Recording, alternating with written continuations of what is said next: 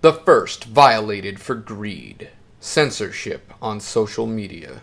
Welcome back to Beyond Psychology. Arbitrarily Adam here. I'm going to share my thoughts about social media censorship. And I really think this is old news, and I shouldn't even have to make a video about it, but apparently the world has its head in its ass. Therefore, we must lance this retard orchestra boil. The status quo-driven diarrhea of the mouth river must be stopped with a damn of a reason. I've used quite a few social media platforms, and there's one commonality that I've seen with all of them. The arbitrary authoritarian rules about morality that are used to bully people in regards to how they express themselves. Bullying them into silence. Free speech is the new hate speech. I find it ironic that if you tell someone that their head is in their ass and that they're a fucking moron, then you're accused of being a bully. Then you are gang bullied by everyone, including the social media moderators, into not saying what sometimes must be said, therefore helping to create the social media echo chambers. So let's start with Facebook, or should I say, FakeBook.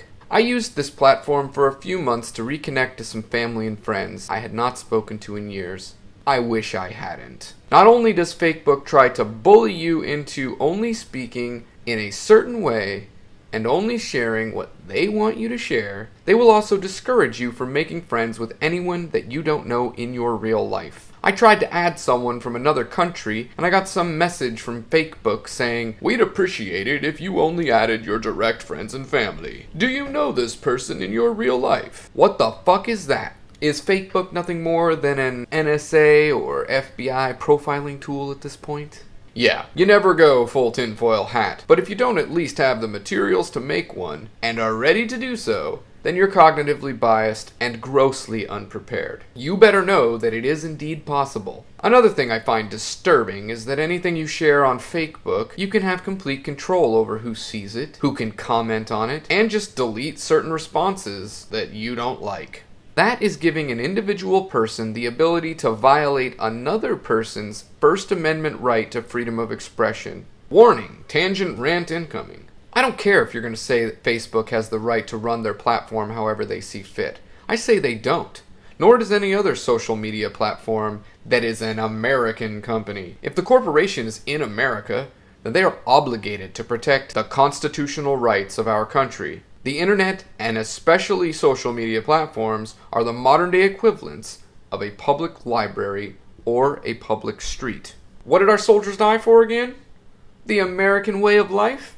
Freedom? Well, every social media platform that inhibits our ability to freely express ourselves is pissing all over every soldier's death as well as any other person that helped to fight in other ways for our freedoms. And for what? To make sure that the majority is happy? To make sure the sheep don't turn off the internet? For greed? Absolutely no ethics being applied here, and certainly no rationality or reason. This is a perfect example of logical fallacies braided with cognitive bias to the point of insanity. So put that in your pipe and smoke it, you high school debate team bullshit trolls. You wanted to debate? Fuck you. Choke on Bill O'Reilly's shit. The Tier 5 manipulators must love the social media echo chambers where no one ever changes, and they all just stay mindless sheeple wall Martians. Sorry, went full on angry intellectual there. Moving on, back to business. Now I'm going to talk about a few other social media platforms a little bit, and keep in mind that a lot of what I spoke of in regards to FakeBook can be applied to all of them, and I'm going to try not to repeat most of that. Google+. It's a little bit better than FakeBook, but still very authoritarian. They don't discourage us from making friends with the whole world, though, so at least they got that going for them. They are far less abusive with their moderation of people's speech, but again, nobody should be able to tell you what you can and can't say anywhere, ever. Warning, incoming tangent.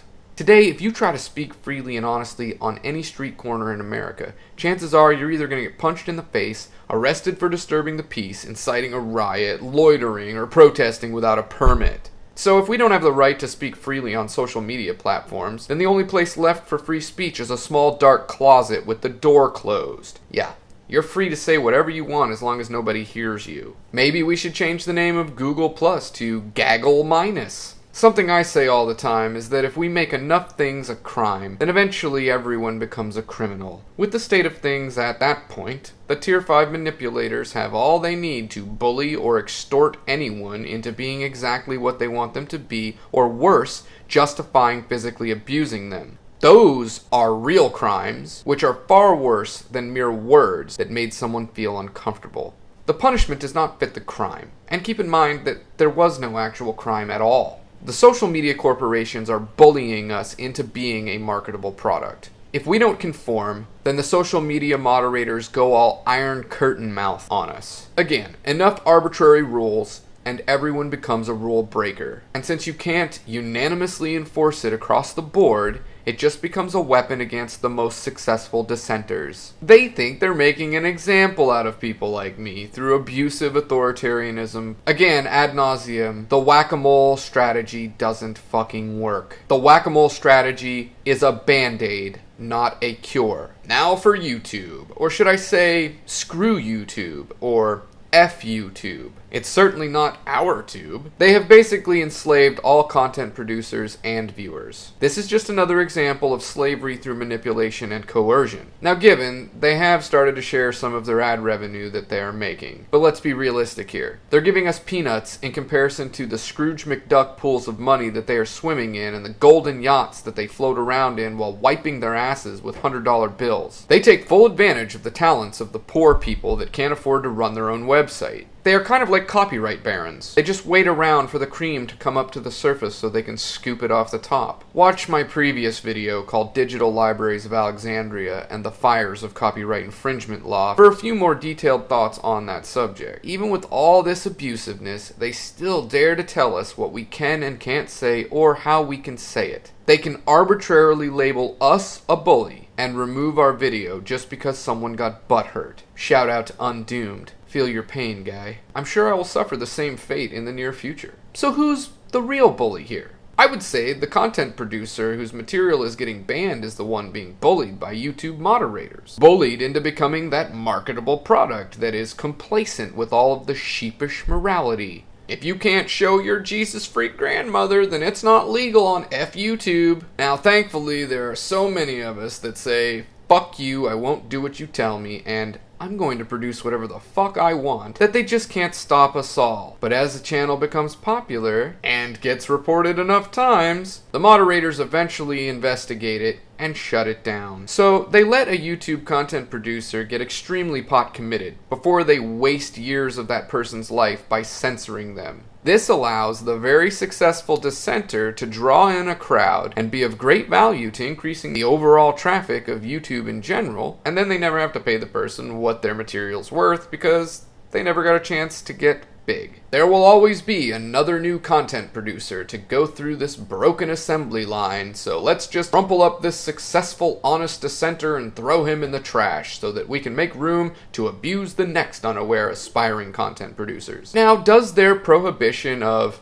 anything not socially acceptable actually stop anybody from committing those so-called crimes of speaking in manners that are deemed unwanted by the majority? Well, the answer is no. Prohibition doesn't fucking work. The lesson I've learned from history is that we don't learn from fucking history. And of what good is it to learn the evidence history provides if we have no idea how to think in the first place? So, when you threaten to censor a dissenter, what you actually accomplish is slowing or preventing us altogether from spreading awareness to the rest of the world to the effect of disabling the awareness of our species, which is a threat to our survival. Additionally, what of the status quo? Have you heard the term positive feedback loop? Well, that's really what an echo chamber is. If we are not allowed to give strong negative feedback, then the status quo just continues forever because people can ignore you when you're being too nice about it. Ridicule and brutal honesty is the negative feedback that stops the positive feedback loops of the status quo driven diarrhea of the mouth retard orchestra river of shit that is threatening to drown us all. And again, it's not actually stopping us because all it really does is force us to make a fake profile that then we get to speak freely on because we don't give a fuck if the fake profile gets banned. I now understand why a lot of content producers don't talk to any of their subscribers in the forums, because if they make one-off comment, it gives everyone who sees that comment the ability to report them for some arbitrary infraction that they may not even be aware that they violated. Or it could have just been a misunderstanding. Boom, down comes the ban hammer, and all of their hard work is gone because of a bunch of petty children.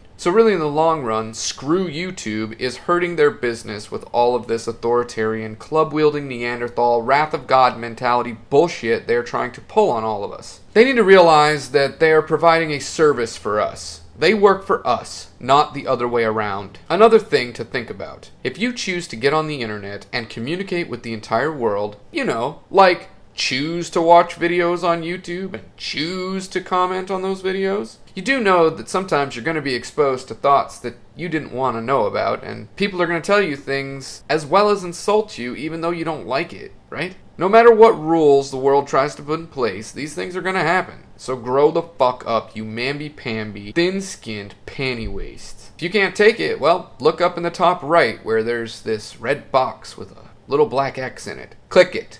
Throw your internet in the trash and never use it again. Why don't you go hide in your small dark closet? Because we aren't going to recognize your arbitrary bullshit anymore. We are going to say whatever the fuck we feel like. Speaking the brutal truth while refusing to be complacent is what the world needs to do, and hasn't been doing for thousands of years. When it's a single person taking the role of the dissenter, and they are beaten down into silence, then it's a witch burning, or a modern-day public stoning. The entire world is being completely childish in handling exposure to the next generation's culture. This is another example of the old attacking the young. The old farts in our society tell the young to respect their elders, and at the same time, those same old farts take massive shits all over the up-and-coming generations that threaten the positions of power held by said old farts. Oh, the hypocrisy, how it fucking burns! Arbitrary opinions should never be allowed to be laws or rules, and especially should never be applied unreasonably. This is all political sophistry in relation to the war for our minds. We are obligated to break any rule that is unjust. Obviously, besides death threats and very clear excessive harassment, the only censorship that should ever be allowed